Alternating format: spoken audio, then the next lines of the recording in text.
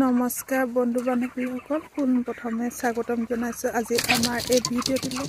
আশা কৰোঁ নিশ্চয় সকলোৰে ভালেই।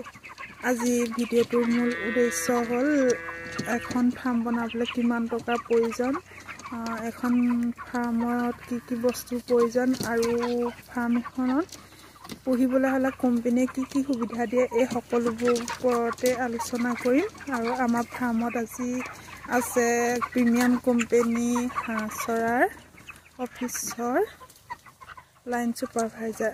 তেখেতক মই কেইটামান কুৱেশ্যন সুধিম আপোনালোকৰ সুবিধাৰ কাৰণে, আৰু তেখেতে আপোনালোকক ধুনীয়াকৈ বুজাই দিব কিমান টকাৰ প্ৰয়োজন হয়, কি লাগে, কি সুবিধা আছে, সকলোখিনি তেওঁ ডিটেইলছত ক'ব। তেতিয়াহ'লে তেখেতক প্ৰথমে মই নমস্কাৰ জনাইছোঁ। মই এতিয়া তেখেতক কেইটামান প্ৰশ্ন শুনিম আৰু তেখেতে আপোনালোকক উত্তৰ দি যাব। তেতিয়াহ'লে ভিডিঅ'টো ব'লক ষ্টাৰ্ট কৰিম। একেবাৰে কম খৰচত ফাৰ্ম এখন বনাবলৈ কিমান টকাৰ প্ৰয়োজন হ'ব? হয়, নমস্কাৰ দেই। মই প্ৰিমিয়াম কোম্পানীৰ লাইন ছুপাৰভাইজাৰ হয়। চাওক, ফাৰ্ম এখন বনাবলৈ হ'লে প্ৰথমতে আপোনাৰ মেইন কথা প্লেচটো আমি চাব লাগে। প্ৰথম প্লেচটো সদায় মুকলি জেগাত হ'ব লাগিব।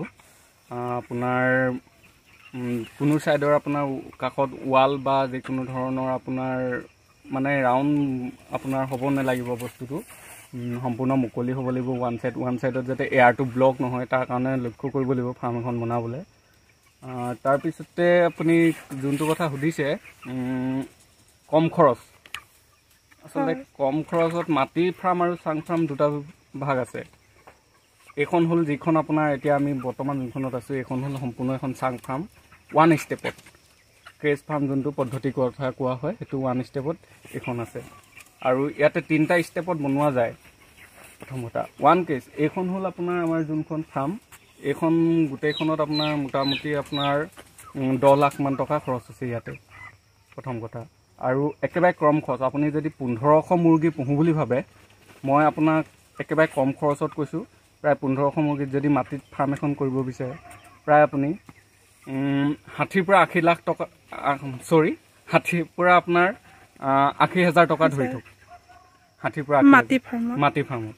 আৰু যদিহে কেজ ফাৰ্ম কৰিব বুলি ভাবে 1 ষ্টেপত 1500 মুৰ্গী, আপোনাৰ মোটামুটি 1,20,000 মান